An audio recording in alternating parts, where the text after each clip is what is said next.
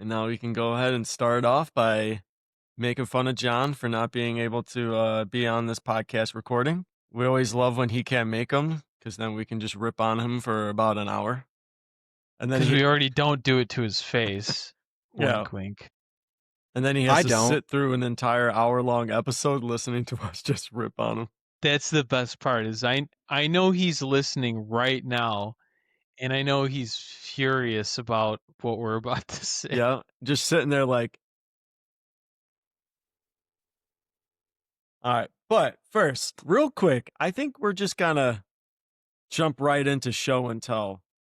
Yeah. Because right before the recording started, got home from work, saw that I had an email that a card was delivered, went right to the mailbox, ripped it open. So I'm Let's gonna see show. Yep, I'm gonna show off the card real quick. it. But first, let's run the intro.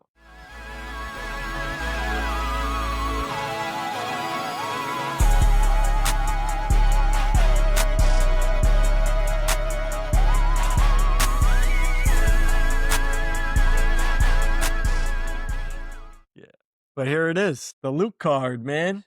Heyo, yeah. I was There it listening to is. last episode, and I heard you guys talking about this one. There it is. It's the Nice. 1953 Topps Howie Pollock card, man. Finally came in the mail. Shout out to Greg Morris on eBay. I think I got this. I want to say I won it for like a little over $6.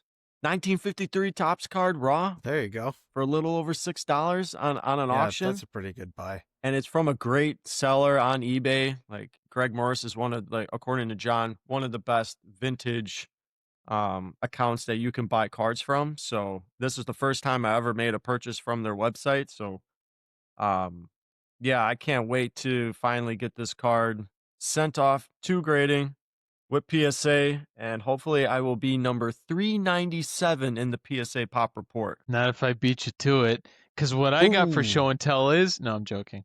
Man. Well, you might be. I mean, hopefully people end up listening to this podcast episode and jump on the Howie Pollock bandwagon, man. And he played for the Cubs too. You got to support him. He played for the Chicago Cubs. So, and it's unfortunate be because bad? 1954 is him in his Chicago Cubs uniform. So it was 1 year away from me being have the card with him in the Cubs uni. Instead, he's in the Pittsburgh Pirates one. So Close. but he's the least. You want the pop report low, Jason. Don't tell people about this guy. I know. You know, and that's the reason why I bought it. Yeah, if you listen to last week's episode, I told the story about how he's the least submitted card from the entire 1953 Top set. He has the least amount of cards submitted with PSA. I think it should still be at 396. And you know, like I said, I want to be one of the 300. I don't want it to be, if I'm 401, I'm going to be pissed. This is my dumb collector brain thinking, but I would think that. Oh wait, you said 1953. 1950. Oh, okay. Well, I'll finish the thought, even if it doesn't apply. But what I was thinking is, I would think that all of the cards in that set. I was actually thinking of 1952, but all of the cards in that set, just by association with Mickey Mantle, would be highly submitted.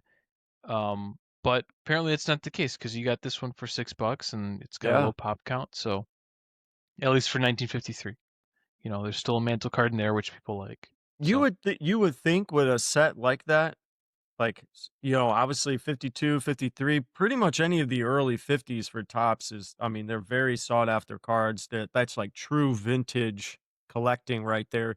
You would think they would be all like, yeah, heavily, heavily submitted, that everybody would want it. But I guess not Howie Pollock. Poor guy. Poor guy. Poor guy. Poor but, guy. Hey, man, you know, shout out to Howie Pollock. Gonna add him to the collection. Pure PC. Pure PC. I will not sell this card once it's definitely listening. slot. So, yeah. Love it. Just wanted to start off the episode with that because I just ripped it open. I've been waiting for a long time. And cool thing, real quick too, about Greg Morris. If no one's ever bought a vintage card from Greg Morris, check out their eBay account, because one of the cool things that they do is they put what condition they think the card would be graded in. So they'll tell you if it's a PSA 3 or 4, they'll put VG on it, VG plus. If they think it's near mint, they'll put, NR to like NM. They'll tell you what they think the grade could potentially be. So I don't know if that's like, a tactic to kind of try to raise the prices on it. I'm very, very interested to see what grade it comes back, to see how accurate the listings are. So yeah, that's my card. And who wants to go next? I got mine ready. So Whip it out. before the episode started, I teased this one to Jason that I have a card that I want to show, unfortunately, and he guessed it right. It is a Chicago Bears player. This one is in a PSA slab. It is a Caleb Williams rookie card. This is not my card. This is Jelly Card's card. It is his Donruss Optic Downtown. So there it is for the camera. If And you a could see PSA it. 10. Yes, PSA 10. We pulled the trigger. We went all in on Caleb Williams, and just like we did, what was it, 2 years ago, made the same mistake as we did with Justin Fields, where we bought a pretty expensive card, and we know how that worked out. Hey, man, Justin had a really good first game, even though they took the L on it, man. He actually played really well. So Yeah, maybe maybe there it could be works out some, for him. maybe there could be some upside. Maybe he wasn't our quarterback, but he could be the Jets quarterback for the future. And So And on that note, I'm not even thinking about the Bears win-loss record at this point. I just want Caleb to play well so we can sell this card for at least close to break even. So it's one game, man. It's one game. right, yeah, it's one game. I was losing my mind yesterday and this morning. Yep. As we all were. But yes, every Chicago Bears, even non-Bears fans were losing their mind. I have my mind fully about me. I've watched that game every single day of my life for 34 years. Honestly, so. that is your typical week 1 Bears game. Like my wits are 100% about me. Yeah.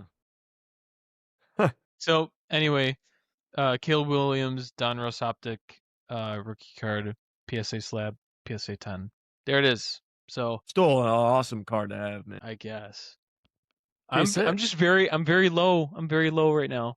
I was all in, and then after that game, came crashing down, and down in the dumps. Sorry, we won't get it. I part of me wanted to get a little bit into the Bears talk just to get Eric fired up, because we're gonna talk about something later on that's that Eric was really fired up about it the other day. But yeah, I got so I want to get there. I want to get there as soon as possible. Yep. So I'll pass it to Eric for his show and tell. Let's see what you got. Sporting the obviously Mankato, the Mankato Mavs hat, love it, and the jersey. Damn. That one's sweet. Let's go. Okay, let's shout see out homecoming 1 year. Yeah, this is why you just like move off of sports cards and you just go back to Pokemon because they can't hurt you. And this was a gift from Lukey Boy, Lukey Pie. Sweet. Yeah, the 7 of Spades Dugong, Japanese. I got that one in Beedrill from 2000. Yeah, it's great. Damn. Yeah, this makes me want I need to like find the deck. Yeah. Like, I need to find the unopened deck of this card. And actually, so speaking of that, I'll tease one of our topics for later. We know there's only 52 of those in that deck. Anyway, yeah, you would think, right? I don't know, because it's numbered 87. This card is numbered 87. Oh, well, 87 is... Anyway, I'll stop there. We'll get there. Dugong. Then I wonder if there's 2 different decks then. Oh. Maybe they did 2 different decks with like, because obviously you can't fit every single Pokemon into one deck, because there's only 52 cards in a deck, so obviously you're not going to have every single. So I think every single Pokemon has their own playing card. I think we'll never know. Yeah. I mean, I would have to definitely look it up. Yeah, I would have to look it up. I would have to look at my We will never know. What are you talking about, you silly man? Yeah, I wonder what my Beedrill one is, because I have that in a PSA 10. I don't want to waste the time looking it up, but But jumping in real quick to a topic of conversation, and it's good that you brought that one up, and it's good to talk about this Howie Pollitt one, and to also kind of go full spectrum and go right into the case hits. Um, the days of, like Luke said in the group chat, the days of being able to collect full sets anymore are pretty much like non-existent in the hobby. With all the emphasis on case hits, the emphasis on numbered cards and all the different autos and everything, all these different sets that are coming out, and every single set has its own case hit. There can't be a single person in the hobby that's collecting a full set anymore like you potentially could with a 1953 top set. Or with the, like Eric said, with his, deck of cards, he can have every single one of those playing cards with a Pokemon on it graded in a slab. Like that's actually possible. But you brought that up in the chat, Luke, and if you want to kind of just touch on it first because that was your um topic of conversation that you brought up. Maybe my opinion. Okay, so I'll back up. Jason said it, like the fact that, and this seems to me like primarily for sports cards, modern sports cards, you just can't collect a full set because many reasons why, but start with one of one cards. Then that means only literally one person can collect a full set of whatever set of cards that any of these cards company releases. That bothers me because I would, at least this is just how I feel, and what I started to say is that maybe my opinion is somewhat influenced or clouded by Pokemon because they have been advertising their cards for the longest time as collect them all, which we used to be able to do. Maybe for Pokemon it's actually starting to become harder with these illustration like rares and all those things. So I have a gripe with Pokemon now too. But once upon a time with Pokemon, Yu-Gi-Oh, sports, etc., you used to be able to collect all of the cards. It was attainable. Now it's literally not for most of the people out there, which bothers me. Because if you're a collector, maybe you have your niche, but Jason, you just bought a card that is a niche card, but some people like to collect them all. Yeah. Now you can't. No, yeah. Can't anymore. And so just to read, I made sure to screenshot your text because I did want to bring it up. I won't talk about any of the other stuff you said because you said some dirty stuff in the text.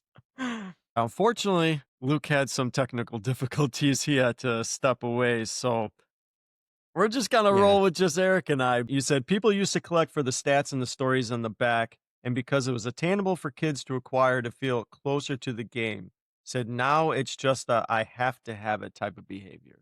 And I think that's really like spot on. And I was thinking about this on my way home from work before we started recording. Are people opening up sets to try to get chase cards to have as like a collectible item? Or are people just trying to chase after these big time, like a downtown Caleb Williams, so then they can turn it around and sell it? How many people are really like opening up, Donruss Optic or opening up Kabooms and trying to pull a Caleb Williams downtown to keep for their own collection? I would say very, very, very, very small amount of people. Probably. Right. Because the same way we would sell that. But I guess, I don't know. I don't know. Like we can talk out of both sides of our mouth here as people who like buy and sell trading cards and people who also collect them as our own people. So I don't know. Either way, I'm like, I could be contradicting myself, but is the chase, does the chase matter more now than actually like pulling the card? Like you have that adrenaline feel of like, oh my God, I can't believe I just pulled this like 101, or I can't believe I just pulled this case hit. But are you getting the adrenaline from like, I can't believe like I have this card like in my possession? Or is it just like, I can't believe how much money I'm about to make off this card? It's more that it's probably dangerous. This hobby is probably backdoor breeding a lot of gamblers. Yeah. Yeah. Oh, Like you're probably, I mean, some of these kids are going to just inevitably grow up and be addicted to gambling because of the gambling aspect of this hobby. Do you blame the companies more for that, or do you blame like us, like the consumers, for? I probably have to blame us, right? I mean, the people making the cards are only making the cards. But it's like it's almost like it kind of feels like they're purposely making them so people can like be addicted to wanting to chase them.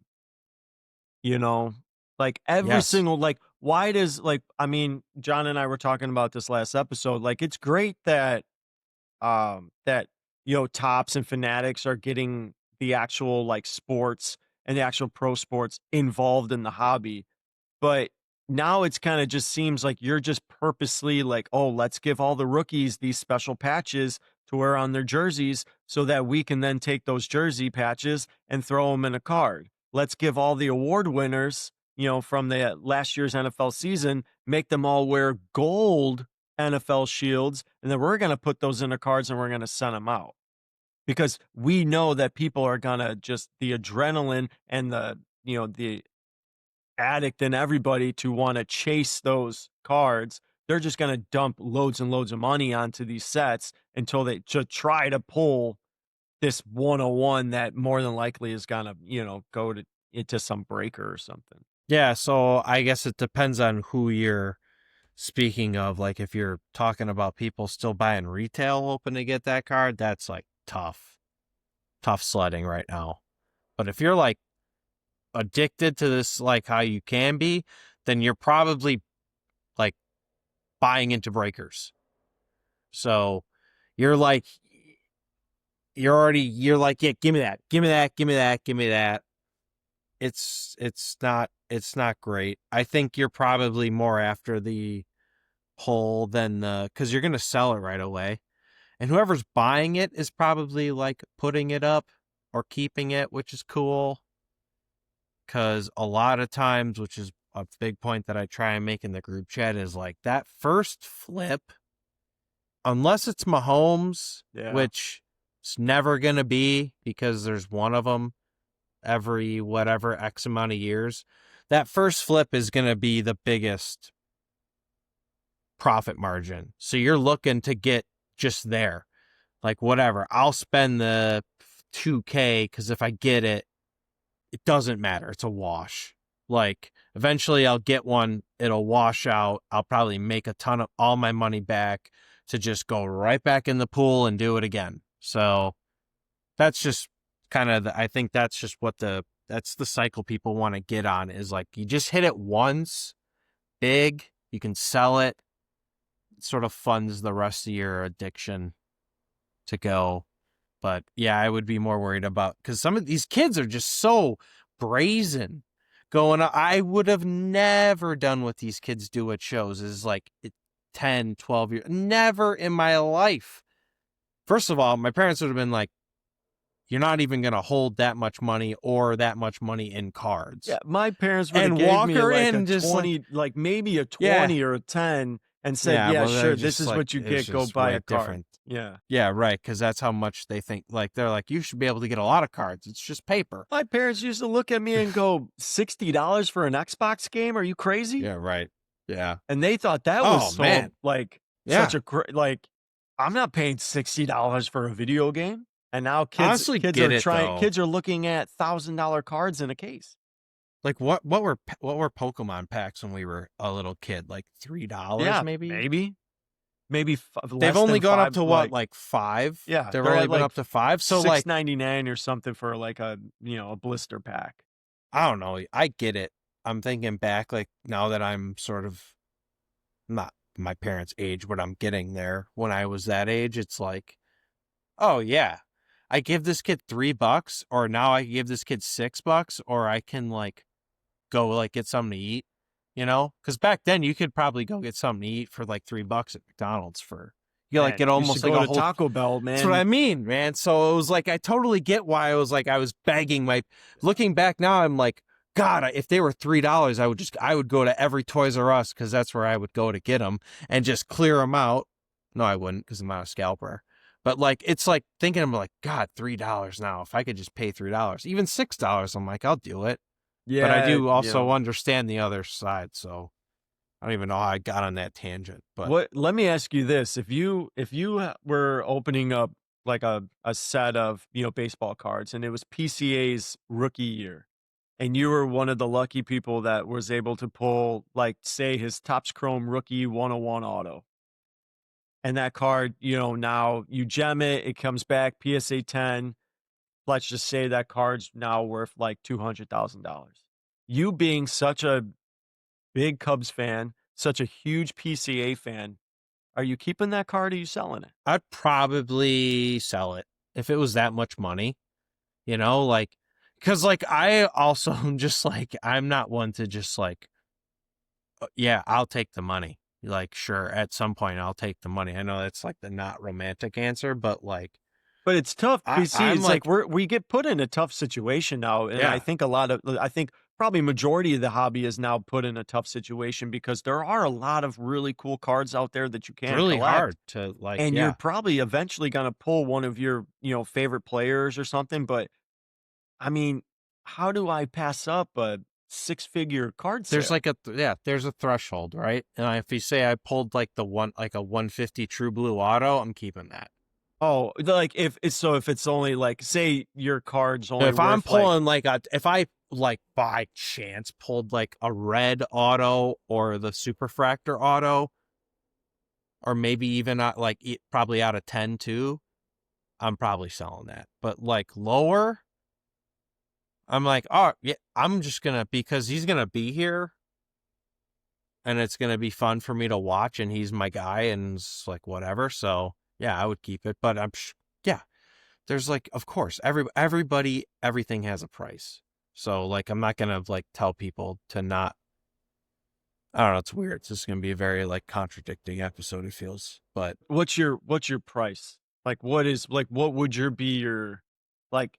Because for me, I'm kind of thinking, for me right now, if a card's hitting like 5 figures, I'm definitely going to now have to consider selling that card. Be like, and I don't think you're gonna have to like pull my arm that much for me to sell that card. Like, if it's like a $10,000 card, that's a pretty big deal. Yeah, I would just, if it's that, I'm gonna sell it, and then with that money, I'm most likely just gonna rebuy. Say it's PCA, I'm just gonna buy it. I'll buy a 99 auto because they're cheap, because people don't know how to do odds in their head, and it's just because it's blue, it's worth more, which is dumb. Yeah, so stupid. That is so dumb.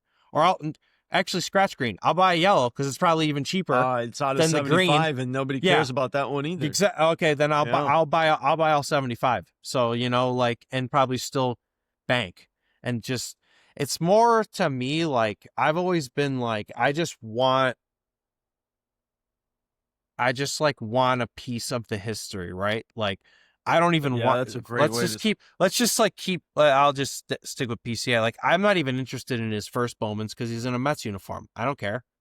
I know that those are worth more, but I don't care. I would rather have the rookie uniform of him in a Cubs uniform. Like, I'd rather just collect those, and like, I'd rather just have and I have some that I'll keep in my PC, and then, whatever. If I need to sell some, I will, but I'll always keep some because I just want pieces of the history. How many people that I actually really like that you said that. I like that, like, you saying I want a piece of the history, because that's exactly the reason why I bought like this Howie Pollock card. Like, not only just for the background story of it, which is what Luke was saying, people collecting because of the story behind the cards, but it's like, this is like, when you get into the 50s, when you're talking about, 50s baseball cards, like, that is like, that's sports history right there.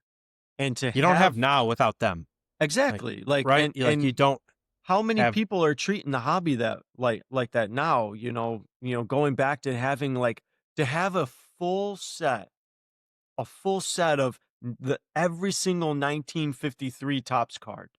You have history at your hands. Like, you have just such an iconic set sitting at your hands that you can look at and just admire every single day of your life versus like the split like little time that you have a 101 before you send it off to Golden and get it sold and then that card's gone. Yeah, I right. wonder how many people sell cards, for however much money they sell them for and have like a seller's remorse. Like how many buyers are turning. I would think there's quite a bit. I think we know one pretty well that has a little buyer's or seller's remorse on something that he sold. I Oh, won't speak for him because he's not here. yeah. But I'm yeah, sure. I mean, I think there's you take the romantic out of John because I understand that. But like somebody who sells like $1 million card, do you think somebody selling $1 million card and then turning around and having seller's remorse, like, but having that remorse because it's like, I can't believe I had this card and I got rid of it, like like the 1952 I think that's your Topps only chance. Mickey right? Mantle, like if you have one of the PSA 10 Mickey Mantles and you sell that card, I have to think that of you are, even though now you probably going to have like a $20 million card or $20 million in your possession. Are you going to like sit back and go, Yeah. I probably should not have sold that because now There's I don't have it anymore. There's maybe 5, like I would say like a PSA 10 mantle, the highest rated PSA or SGC Honus Wagner. Like there's probably 5 of those cards where maybe somebody's going to be like, I can't believe I have to sell this, versus like, God, I wish I could just put this in my pocket and just like run away. But like my initial reaction was like, if they're doing volume, no, because they're touching so much stuff that you're like, to us it'd be like, whoa, this is cool. But to them, it's just like, they're numb to it. They're like, oh, yep. Like, I'm sure Golden and all them Probenstein, like they're moving out of 5s, out of 10s constantly. Like they're not like getting, whoa, because they're seeing them all the time. I can't even like imagine somebody like a Golden, like truly admiring like some of the pieces that are coming through, like, like, I mean, some of the history that comes through their company, like, are you really, I'm with you.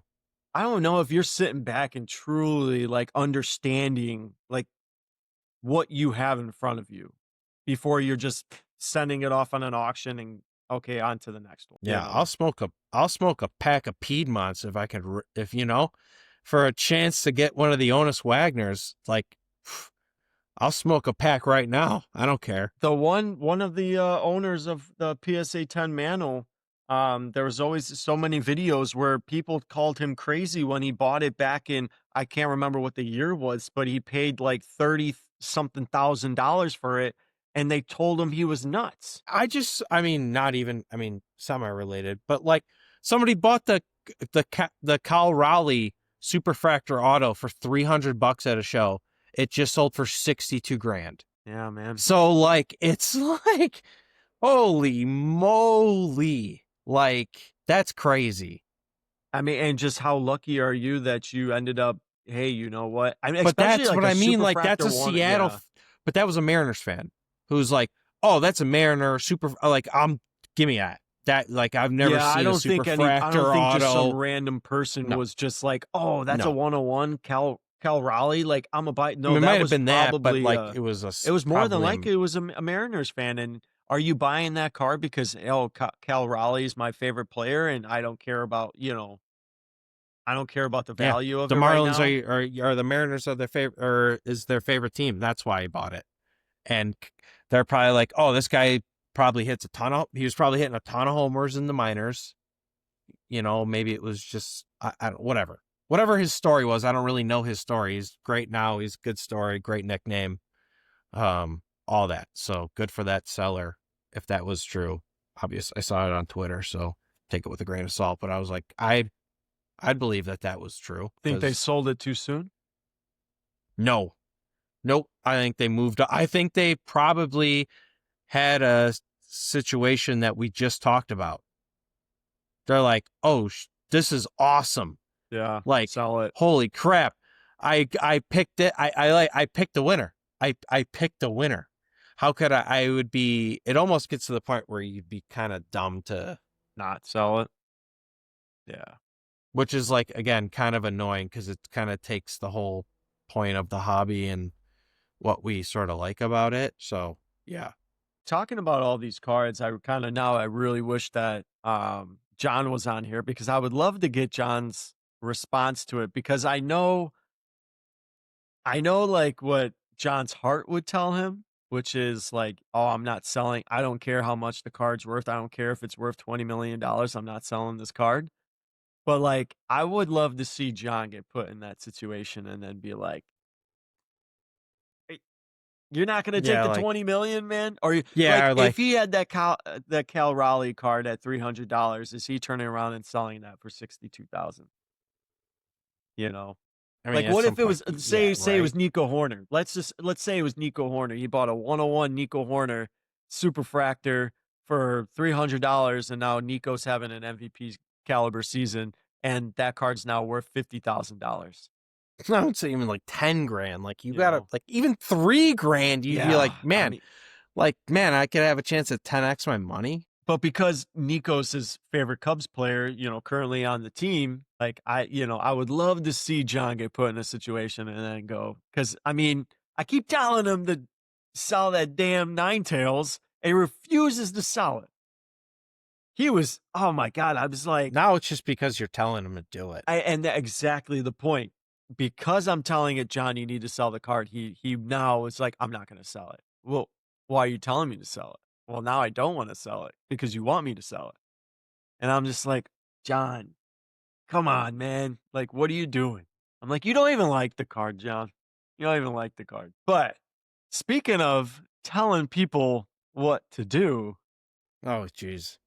Let's get you pissed off, man. I don't know, man. Yeah, I'll try, I guess. Yeah, let's get you a little bit angry because I have been actually seeing some videos of it. So I'm not going to like put, any accounts on blast or anything like that. But somebody did make a post. They're out clearly venting just a little bit. And they're pretty much just pissed off that people are going to card shows. Attendees are going to card shows and they're making deals with each other, but they're not making deals with the vendors, and somebody doesn't like it. It sounds as if they're a card show organizer, and they put out this lengthy post.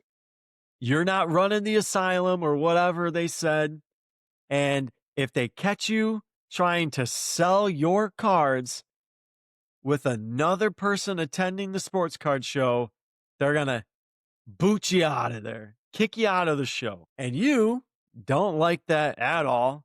I personally, it's so silly. I guess I get where the anger comes from because I've actually said that many times in regards to the National, in regards to the Spectacular, that I personally don't like how many people attend the shows who try to like sell their own cards. But I'm okay with if they're trying to, I guess, sell their cards to the vendors. I do kind of see where it's like, oh, I don't have a show, I don't have a table, but I'm just going to set up shop in the corner of the show. And then I'm a, tweet about it or I'm a post something. Hey, I'm over here. Let's make some deals. And now it's like, I get it. There's a lot of people who are spending money and they're purchasing tables to be at these large shows. And then you have people who obviously are just attending, kind of taking the business away. But let me just get your opinion on it, because then I think that same person posted a picture of the sign in front of their show that said, if I catch you trying to make a deal with another person, I'm kicking you out. I just like, it's so silly. Like, it's not, I don't think it's not the attitude this hobby was founded upon. Like, I would never, as a vendor, and and I said this, if I was at our table and this guy comes up or this girl comes up and says, I'm looking for X card, and I, as a seller, don't have that card, but somebody right next to her or him at the table says, "Oh, I'll have it, I'll sell it to you," I'd be like, wow, that was awesome. Very convenient. That's exactly why you come to a show. And like, I'm not going to get super butthurt about how I paid a fee and like, oh no, this person's not buying my cards. Well, maybe that person doesn't want the cards you're selling, or maybe your prices are like crazy. Yeah. Sell better or maybe cards. you're a dick, you know? That's true. Like, I mean, yeah, that's like actually, maybe yeah. you're just a Maybe dick. you're just way too standoffish and like you're not welcoming people to your table and happy just to like, make deals. The only reason that people have this attitude is because there's so much money being flooded into this hobby, and they're just like, oh, I need it. I got to have some of this money, and they're losing the whole like, hey, why don't we all just like come together and everybody just gets the cards they want? Yeah. I mean, you know, like everybody just comes together and then we all just figure out like how to buy and sell cards from each other, and then everybody goes home like, dang, cool, I got a better collection now. You know, and that's and you're exactly right. That's the whole point of the show. If you go to a card show, like I hate going to card shows or even into card shops and walking away and not having a card in my hand. If I leave a card show or a card shop, then it's like I feel like that's like a failure. I just wasted my time even coming here. There should be no reason why I shouldn't be going away with at least. I actually sometimes don't even like just walking away with one card. Like if I'm there for like 6 to 8 hours, I better be walking away with like at least 5 cards in my possession that I made deals on, you know? And I get it. Yeah, we're in this hobby together. Like people are gonna have you might have a card as an attendee that this vendor always posts about or they want.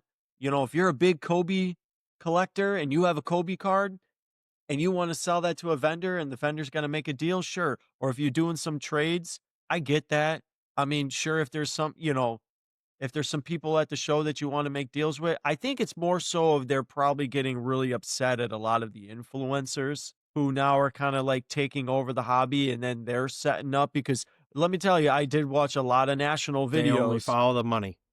They're only there because of the money. Yeah, I watched a lot of national videos where yes, these big YouTubers didn't have obviously tables, and they spoke about it like I don't have a table, but I'm still gonna set up shop and I'm gonna stand over there on the side and let's try to make some deals. I get that because there a lot of like the national's a big thing and there's a big thing to have a table at it. But I think the wording that this person used, and yeah, you can more than likely go try to find it on social media. I think the wording was just too harsh. Like talking, yeah, this dude was you power don't tripping run the crazy. asylum, I run the asylum. Like it's you know, crazy. I have I'm gonna kick you out of the show and I'm gonna toss you out of here. And that was like, whoa, all right, relax, man. Like these people are still attending your show just because they might make a deal with somebody else doesn't mean now all of a sudden like your show's trashed and not these people still gave you your money. They still gave you the money to have a table there. So you're still, it's still helping you out. It's just, the vendors might, but at the same time, yeah, man, if I have a full table, if we're at a show and we have nothing but Bowman slabs in our case and somebody's looking for football, well, what are they supposed to do? Like they're not going to buy from us. It's just like, I can't get that wrapped up. Like I just couldn't get that wrapped up in it. I just can't. I just couldn't get that wrapped up. I couldn't get that pissed. I can't do it. It doesn't make sense to me. It makes no sense at all. Like, just let people be happy. In this hobby, collecting pieces of paper, sometimes wrapped in plastic, because that's what it is. So, like, it's all made up. If you walked up to that show and you saw that sign, are you still going in that show? No, not. Probably kicking the sandwich board over, too. I said something else in the group chat, but I won't say it here. Oh, you should have. Keep it PG. No. You should have, man. No. Especially if I knew it was the same guy who made that insane post. It was just like, okay, man. Like, you're just, like, that made it sound like somebody undercut him. Yeah, like clearly. Yeah, somebody undercut him on a card that he had or something like where he got real pissed because it seemed Very too personal. target. Yeah, Yeah, it it was seemed too very personal. Like yeah. it was a very personal attack. So clearly something happened where you must have had a card. You tried to make a deal. That deal didn't happen. And then you probably witnessed that same person turn over, like you said, turn over to the next one. You know, somebody standing, oh, hey, I'll make that deal with you. And they sold the card. And now Yeah. you're pissy. Yeah. And then and now think about why you lost that deal. Yeah. Honestly, if we were a vendor at a show like that and an organizer was posting like that or like having these signs up, I'd probably be like, "Hey guys, like this is going to be our last show." And I don't think we're going to return cuz I don't want to be associated with something like that. I don't know, it just seems very like you can't tell your you could- attendees what to do with their own cards that they're bringing. Yeah, if there's like a clear influencer whatever, which I undoubtedly believe there is, then get security at your show to just like quietly be like, you know, don't announce it. Don't announce to everybody that you're insane. I mean, It makes me less likely to go into your show. Like, I get it. Like, I do get the frustration because, you know, if you are a vendor paying money to have tables, and I'm assuming, you know, it's probably pretty pricey. I mean, maybe not the small local shows. That might only be like you know, you might only be paying like maybe $50 for a table, but I'm assuming at the national, it's probably got to cost like hundreds and hundreds of dollars for you to have a table at the national. But you can't control something like that. If, like you said, I mean, hey, if somebody doesn't want to make a deal with you at your table, then they don't want to make a deal with you. Like, I Yeah. mean, it is what it is. That's essentially it. That's it. That's it. You know, if you This don't isn't- have if you don't have a case full of case hits and downtowns and kabooms and 101s and RPAs and stuff, well, then guess what? Yeah, you're probably not going to get too many people that are going to be looking at your stuff. I mean, we do it when we go to card shows. We walk up and down vendor tables, look at people what they're selling, and go, why like, why are you selling these cards? Like they're just, you know, random cards sitting in your, you know. I mean, I get it. Like we're not stopping at every single table trying to make a deal with you. Like if you don't want what I want, then you don't want what I want. But if somebody else, like, you know, I've never been at a show where I've bought from somebody else, like where I'm an attendee and I bought from another attendee. Like I've never done that personally, but I've actually been at it when we were doing Eddie's shows, 727 cards, when we would do his shows. And Darian, I bought a Lamar Jackson rookie card off of somebody who asked, "Hey, are you buying?" And I was able to end up selling it for profit, but that's fine. Like, I mean, I can understand that, but as long as you're not like Just taking feels away, like as long as it's not taking away from, I guess, the actual show itself. Like if you're taking away from, you know, if you got some big time influencer who now has this gigantic crowd of people around them, Right. and now Yeah. nobody's at the vendor tables and like, you know, and stuff. Okay, I can understand that. Like how some Right. people are Then you getting just mad with get the a security guy to go and be Yeah. like, nope. like, hey man, This is you done. know, we need you. If you're gonna do this, you got to go out there or something. Go Like register. people are getting really upset with like with all these influencers, with all these, you know, big camera crews that are going on. I'm sure like Jeff Wilson's probably got an entire team of, Yeah. you know, Producers camera, and stuff. yeah, that are following him around when he's making his videos and stuff. Like, I know that's starting to get, you know, upset a lot of people, but it's an evolving hobby, man. Like, you know, we're getting to a point where it's, That's what happens when their money floods in. yeah, man, it's what happens when you have cards selling for millions and millions of dollars. Like, people just, you know, people are going to go to show, even little tiny local shows, man. I see people just walking in with Zion cases, trying to make, you know, trying to sell to, you know, to these local vendors. It's just, that's what it is, man. You know, people are going to be filming themselves. They're going to be recording segments for YouTube videos. That's now a part of the hobby. Like you just, it's evolving. You got to roll with it. You know, hey, you know what? Be happy that you are a card show organizer and you get to do this for fun, you know, and this That's as like your where I'm job. like, what are these people supposed to do? Like if they are kids, who are buying packs or whatever and acquiring cards, and they're too young to run an eBay page, and their parents are like, I'm not doing this. How else are they supposed to sell their cards? But go to a show and try and sell it to somebody who's at the show, either a vendor or a patron. Like, oh my God, if I'm getting like pissed about like kids trying to sell cards that I, especially if I don't have the card, if I'm getting pressed about that, then like time to walk away, man. Cause like, this is not the Book of Eli.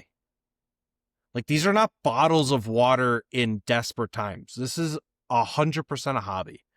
Like, I think people are losing it a little bit because of the money.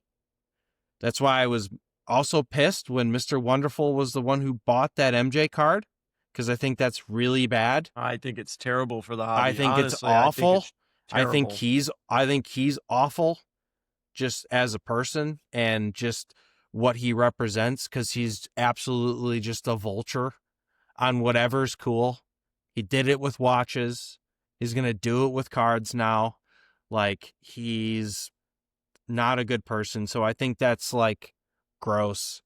But like, there's only so many people who can just spend $12 million on a Tuesday or whenever it's sold, you know? Like, so it sucks. Yeah, that's actually a great point. You even talk about, but not even just kids. There's a lot of adults where they don't sell their own cards. They don't have an eBay store. They don't want to go. They don't know how to list cards on eBay or how to ship cards out. Yeah. This is their way of being able, hey, I have these cards. I wait to go to shows, and I make deals with people, or I do trades. I get cards for cash, and then I turn around and try to buy some more cards at the show. Like, that's now a part of card show. Right. So you're going to throw out a guy who sold made a off-table deal. Now this guy's like, cool, now I got money to spend, and then you're just going to be like, no, get out. No, okay, get cool.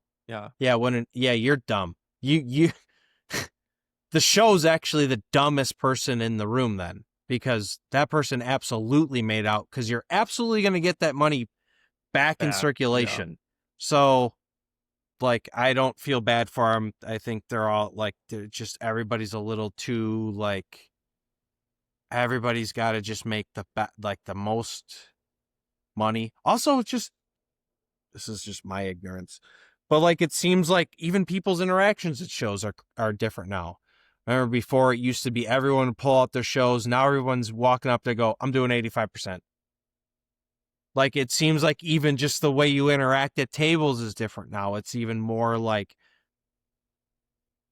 matter of fact transaction. Like, there's no pleasantries. This is what I'm doing.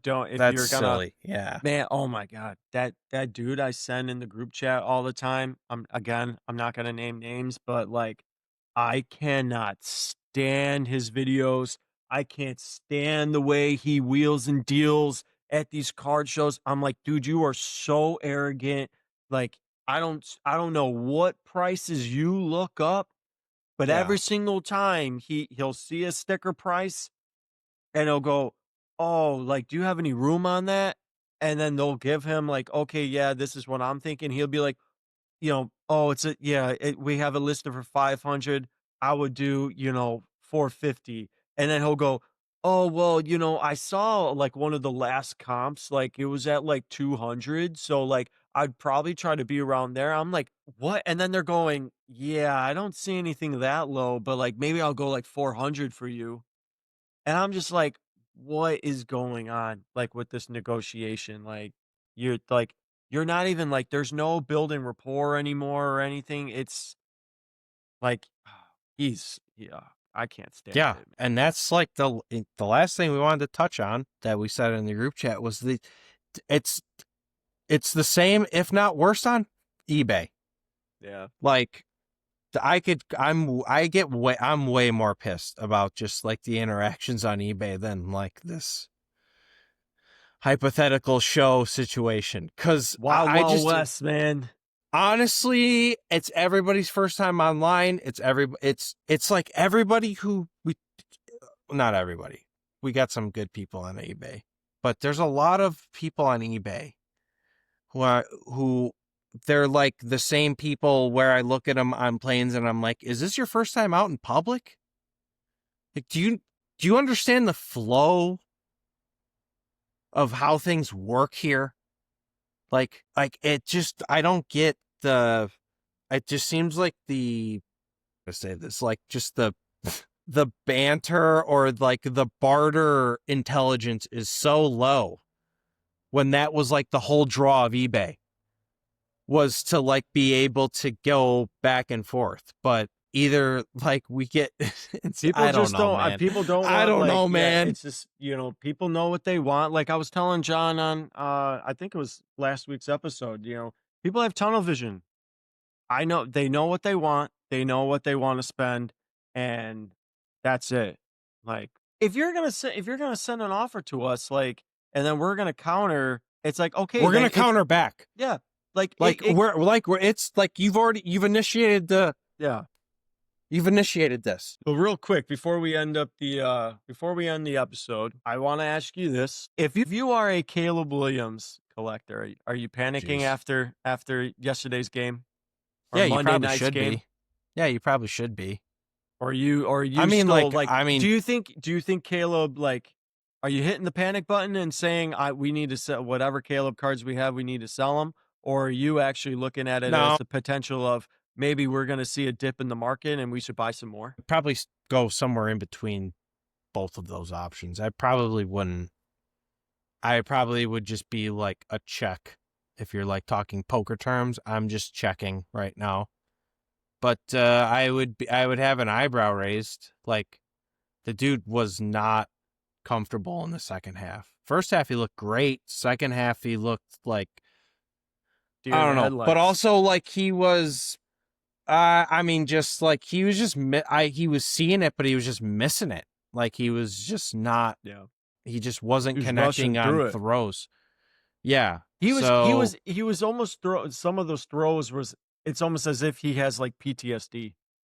He just expects defenders to be in his face like instantly, so he just flings the ball like. But yeah, I'm sure there's a little bit of that. I'm sure he new offense, new three people in front of him, like you just said. Like he's got to learn. I just talking to football people that I trust more than myself. I'm always like, it seems like the edge rush is a little bit less important than like right up the middle rush, because these quarterbacks now are too skittery. Yeah, like they can just get get up and around an edge, but like if a guy's right in their face, nobody can do anything. So yeah, but like he's got a I don't know. It seems like he got a little, I don't know. It's all bad. I've watched this game it's the same game I've watched every Bears year of my whole life. So like, whatever. I'd be concerned. He's missing open throws, but he also can hit like these crazy on the run throws that nobody else can hit. So it's like, okay, cool, man. Can you just like put it all together? Maybe it'll come with time, but maybe it won't. I'm more annoyed at Ben Johnson. So he doesn't need to, like, he doesn't like, hey man, kick the field goal in the first half. Make sure Cairo doesn't do the worst thing he can do in the fourth quarter. Don't challenge the obvious bad challenge. So did you watch any of the other games? Yeah, I watched the Ravens-Bills. And I was texting Bills. I don't even know kryptonite, man. I forgot who I was texting. Another Bears fan. I don't even remember who it was. Or maybe it was one of my Vikings friends from up at school. And they were like, said something, and I was like, both of these teams are getting curb stomped by the Ravens and Bills. So it doesn't, like, we watch two different atmospheres of football on Sunday night and Monday night. Like, yeah, big time. Yeah, it was not. It was like literally watching like the Pac-12 highlight reel, and then versus just like Iowa, Nebraska, garbage Big Ten football. So it was like, wow, if say either one of these teams by some chance played those teams in the Super Bowl, they would get absolutely shit rolled. Like, it would be embarrassing. So who was it your doesn't matter. who was your biggest standout player other than Bears? Take away the Bears. Who was the biggest like standout player to you? That like cards wise, that if you would be like, that guy cards wise could be a good buy or could be a good sell. Cards wise, I mean, I guess John's probably a little bit happy. He's sitting on a couple JJ McCarthy cards because his market. Oh, I thought you were going to say Danny Dimes. No, honestly, no. I thought you were going to say Danny Dimes. No, I'm never probably ever going to say Danny Dimes ever. So, no, JJ McCarthy's market's probably up at least in the short term right now. The buzz is high. Right, he won on national television. So, I don't know. Tyler Warren had a pretty good game. I saw. Yeah, one of my buddies at work was talking about him today. Yeah. Speaking of Danny Dimes, so if you're looking for I don't really know what the buy-sell tight end market is, but he could be somebody to buy that could be sort of Pro Bowl-esque, maybe. I don't know. I think right now, I don't know. What am I doing off of week one? I have no idea. I think at least after week one, if I was like how we were, if I was a big Justin Fields collector back in the day when he came into the league, I think I'd be looking at week one going, okay, like I might be able to salvage some of these cards here. Well, yeah, I guess I did see a bit of that game. Because Fields looked good. Better. He had he had a passing touchdown, 2 rushing touchdowns. I mean, he threw for under, I think maybe like 188 yards. I know he had under 200 yards passing, but he had a good rushing. He was doing good. He was playing well. He was taking what the defense gave him. I mean, that's like I don't want to come off going back to Caleb. I mean, just like Brian Flores is like tough team. One of the it's like one of the best. It's like one of the best defensive coordinators in the game. So and with one of the best head coaches in the game. Oh yeah, yes. Yeah. I'm a big fan of Kevin O'Connell. Yes. Yeah. So it's like big fan. For us to lose to the Vikings, I think on paper we're probably supposed to lose to the Vikings. Sure. I mean, it was the typical Bears fashion to lose a game, to give you glimpses of hope in the first half, crap the bed the second half, still be winning the game in the fourth quarter, and then to just absolutely tank it. Just the drive the car right into oncoming traffic. Yeah, just because you thought you finally paid the price literally in US dollars, so this didn't happen, and then it literally just happened again. Yeah, immediately. So that's like really cool and fun. So and if Caleb's a bust, he's a bust, and then you know what'll happen? Tyson Bagent. And then they'll draft another quarterback, and then I'll still be a dumb Bears fan and everything, and we'll just keep moving on, and we'll keep having these same conversations forever. And instead of Caleb Williams, it'll be freaking Woody McWindowpane or whatever his name will be. So it doesn't matter. Well, hopefully, we can end it there, but hopefully it's week one.